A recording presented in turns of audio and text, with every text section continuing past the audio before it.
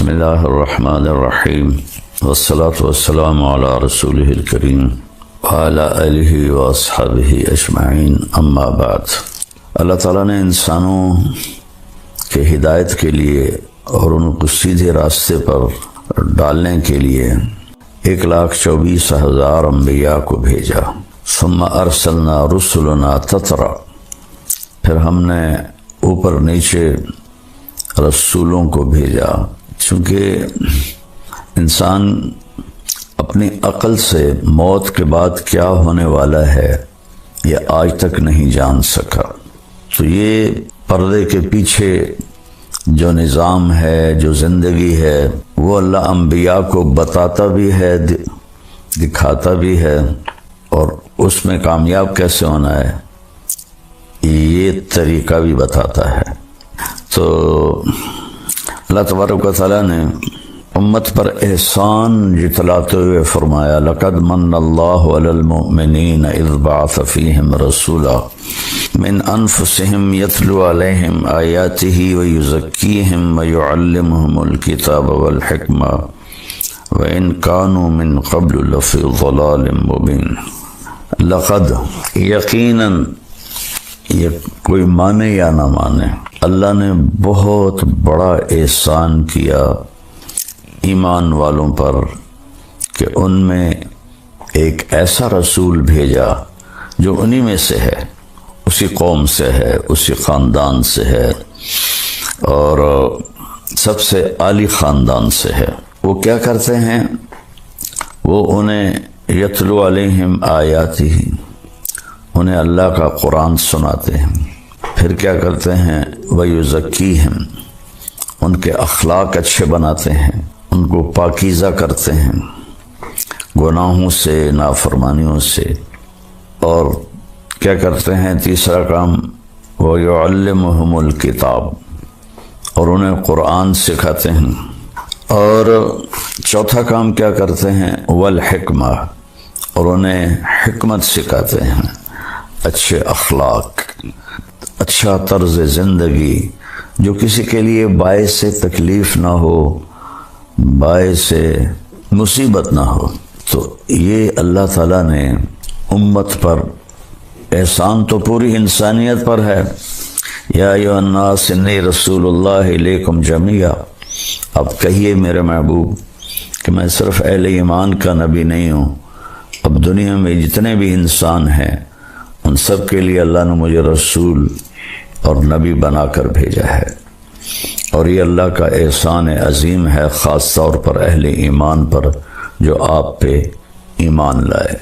آپ کے علم کی مثال وہب بن منبہ رحمۃ اللہ علیہ نے دی ہے کہ سارے نبیوں کو اللہ تعالیٰ نے جو علم دیا اس کی مثال ہے ریت کے ایک ذرے کی، اور اپنے محبوب کو جو علم عطا فرمایا اس کی مثال ہے ایک صحرا کی۔ یہ صرف سمجھانے کے لیے ہے، ورنہ کوئی نسبت قائم نہیں ہو سکتی۔ جو ہستی عرشوں پر جا کے اللہ سے ہم کلام ہو جائے، اللہ کی زیارت کر لے، تو ان کے علم کو کہاں سے شروع کریں اور کہاں ختم کریں نہ ناپا جا سکتا ہے، نہ تولا جا سکتا ہے۔ ما ینطق عن الہوی ان ہوا الا وحی یوحی، اس کی زبان سے جو بول نکلتا ہے وہ اللہ کا بول ہوتا ہے۔ ایک صحابی ہیں عبداللہ بن عمر رضی اللہ تعالیٰ عنہ، کہنے لگے یا رسول اللہ میں آپ کی باتیں لکھتا ہوں، کبھی آپ غصے میں ہوتے ہیں؟ اس نے خیال کیا عام لوگوں پر، کبھی آپ غصے میں ہوتے ہیں؟ تو غصے میں، یہ میں اپنے طور سے کہہ رہا ہوں، انہوں نے نہیں فرمایا، غصے میں انسان اونچ نیچ کا شکار ہو جاتا ہے۔ تو یا رسول اللہ کیا میں اس وقت بھی آپ کی باتیں لکھ لیا کروں؟ تو آپ نے فرمایا اکتب فوالذی نفسی بیدہ لا یخرج من ھذا الا الحق، آپ نے فرمایا ہر حال میں میری باتیں لکھو، اس ذات کی قسم جس کے قبضے میں میری جان ہے، اور آپ نے اپنی زبان باہر نکالی اور اس کو ایسے پکڑا کہ اس زبان سے حق کے سوا کچھ نہیں نکلتا۔ تو اس وقت ہمارے زوال کی ایک بہت بڑی وجہ ہے کہ ہم نے اپنے نبی کی تعلیمات کو بھی چھوڑ دیا، ان کی باتوں کو بھی چھوڑ دیا، ان کی باتوں کا یقین چھوڑ دیا۔ تو میرے رب نے فرمایا لَوِ اسْتَفْتَحُونِي كُلَّ بَابٍ جَاءُونِي مِنْ كُلِّ طَرِيقٍ لَا أَفْتَحُ عَلَيْهِمْ إِلَّا أَنْ يَكُونُوا وَرَاءَكَ۔ یہ ابن القیم رحمہ اللہ نے اپنی کسی کتاب میں یہ حدیث قدسی نقل کی ہے کہ میرے محبوب آپ پوری دنیا کے انسانوں کو بتا دیں کہ یہ جس دروازے سے بھی آئیں گے، آنے کی کوشش کریں گے نا میرے پاس، میں نے وہ دروازے بند کر دیے ہیں۔ جس راستے سے آنے کی کوشش کریں گے، میں نے وہ راستے بند کر دیے ہیں۔ اب میں نے ایک دروازہ کھلا رکھا ہے اور میں نے ایک راستہ کھلا رکھا ہے، وہ ہے آپ کے پیچھے چل کے آ جائیں۔ قُلْ إِن كُنتُمْ تُحِبُّونَ اللَّهَ فَاتَّبِعُونِي۔ اگر تمہیں اللہ کو پانا ہے تو پھر میری اتباع کرو، میری شبیہ اختیار کرو، میرے اخلاق عادات اختیار کرو، تو پھر اللہ تم سے راضی ہے۔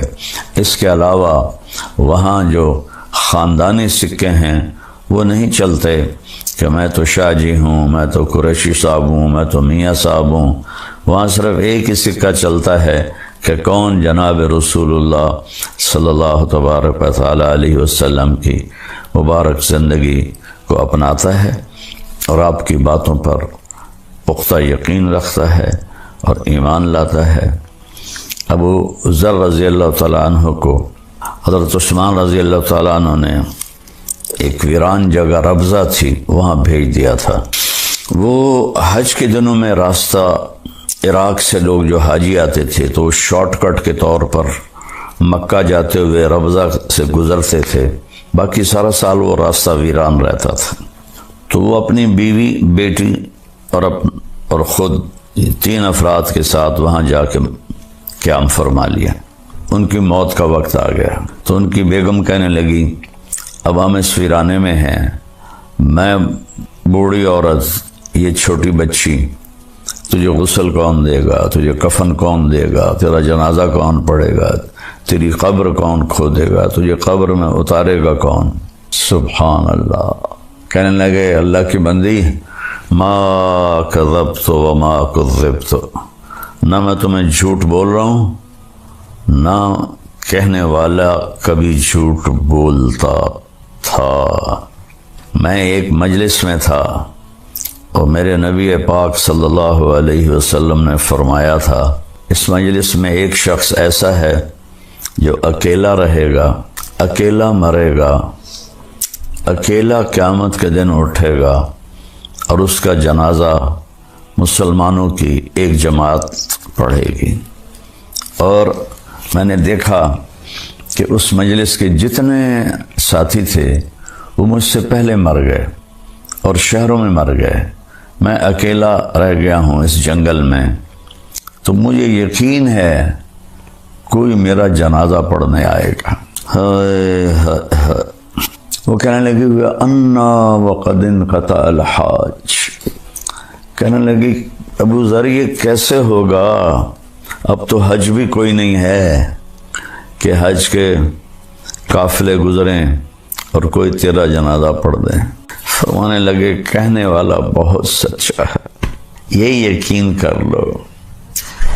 کتنی عام بات ہو گئی ہے، جھوٹ کے بغیر تو تجارت نہیں چلتی، جھوٹ کے بغیر تو کام نہیں چلتا، سود کے بغیر تو بڑا کام نہیں ہو سکتا۔ کتنا بڑا ہم نے اللہ کے نبی کی بات کو ٹھکرا کے رکھ دیا۔ میرے نبی نے فرمایا کہ جھوٹ الصدق ینجی والکذب یہلک، جھوٹ ہلاک کر دیتا ہے، سچ کامیاب کر دیتا ہے۔ سود سے اللہ مال گھٹاتا ہے اور صدقے سے اللہ مال بڑھاتا ہے۔ کہنے لگے جا راستے پر بیٹھ، کوئی آئے گا۔ تو وہ جا کے بیچاری، انہوں نے کہا چلو بوڑھا آدمی ہے۔ فرمایا کیا ہوا؟ کہ کوئی بھی نہیں آیا، اللہ کے بندے آئے گا بھی کوئی نہیں۔ اچھا، اگلا دن گزرا، اگلا دن آیا، فرمایا کہ بیگم جاؤ اور راستے پہ بیٹھ جاؤ۔ کہنے لگی وہ راستے میں ریت کے سوا کچھ نہیں ہے. کہا تو جا تو صحیح. وہ جا کے بیٹھ گئی. کوئی بھی نہیں گزرا. شام کو واپس آئیں. کہنے لگی کوئی بھی نہیں گزرا. تیسرا دن آیا اور آپ کو اپنی موت کی آہٹ محسوس ہوئی. ایک حدیث میں آتا ہے، ابن ماجہ کی حدیث ہے کہ اللہ تعالیٰ 4 آدمیوں سے محبت کرتا ہے. میرے صحابہ میں سے 4 آدمیوں سے محبت کرتا ہے. اور پھر فرمایا علی ان میں سے ہے، علی ان میں سے ہے، علی ان میں سے ہے. سبحان اللہ. پھر فرمایا ابو ذر، مقداد اور سلمان. ان 4 سے میرے اللہ نے مجھے کہا ہے میں پیار کرتا ہوں. 3 دفعہ فرمایا علی ان میں سے ہے، علی ان میں سے ہے، علی ان میں سے ہے. آگے چل کے امت نے بے وفائی کرنی تھی. آپ نے ایک دفعہ فرمایا بھی سے علی میرے بعد امت تجھ سے بے وفائی کرے گی، کیا کرو گے؟ انہوں نے عرض کی یا رسول اللہ میرا دین سلامت رہے گا؟ کہنے لگے ہاں تیرا دین تو سلامت رہے گا. کہ پھر مجھے کوئی پرواہ نہیں ہے. اور پھر اپنے ساتھیوں کی بے وفائیوں سے اتنا دکھی ہوئے کہ فجر کی نماز پڑھ کے مصلی پر بیٹھتے تھے تو داڑھی کو ایسے پکڑتے تھے. فرماتے تو کب رنگین ہوگی، تو کب رنگین ہوگی، تو کب رنگین ہوگی.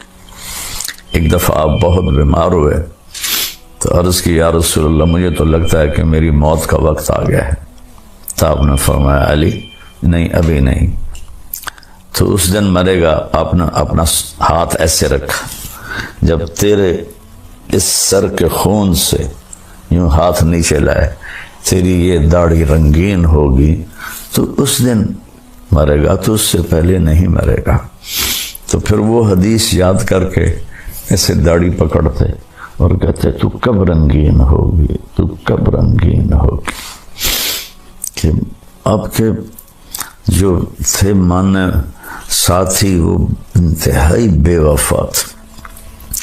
مصر پر معاویہ بن خدیج رضی اللہ تعالیٰ عنہ نے امیر معاویہ رضی اللہ عنہ کی طرف سے حملہ کیا اور اس پہ قبضہ کر لیا، اور حضرت ابوبکر کے بیٹے محمد بن ابی بکر کو قتل کر کے ان کی لاش کو گدھے کی کھال میں لپیٹ کے آگ لگا دی.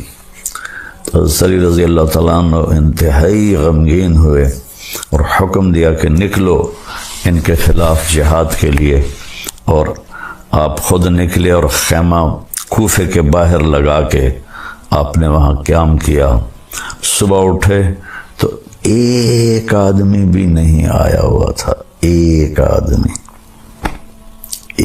آدمی بھی نہیں آیا ہوا تھا. اور کوفہ مرکز تھا آپ کے محبت کرنے والوں کے. تو آپ انتہائی دل برداشتہ ہو کر پھر واپس چلے گئے اپنے گھر. تو اس لیے 3 دفعہ کہا 4 آدمیوں سے اللہ پیار کرتا ہے اور علی ان میں سے ہے، علی ان میں سے ہے، علی ان میں سے. اور ابو ذر بھی ان میں سے ہے، مقداد بھی ان میں سے ہے، سلمان بھی ان میں سے. کہ جا جب تیسرا دن آیا تو بیٹی سے کہنے لگے بیٹی بکرا ذبح کر اور کھانا تیار کر، آج مہمان آئیں گے میرا جنازہ پڑھنے. اللہ اکبر، اللہ اکبر. ایسا یقین اللہ کے نبی کی بات پر. اور ہم کیسے اپنے محبوب، ایک تو ہماری نسل کو پتہ ہی نہیں ہمارے نبی کون ہیں.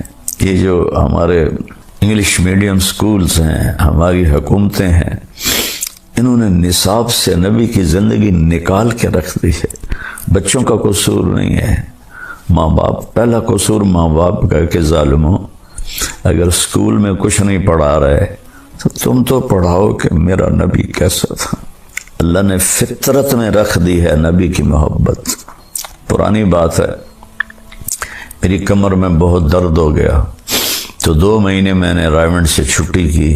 تو اب میں سوچوں کہ میں وقت کیسے گزاروں. میری زندگی تو اللہ کے فضل سے یوں چلی ہے، اللہ چلاتا رہے. اسی پہ موت آئے. اس طرح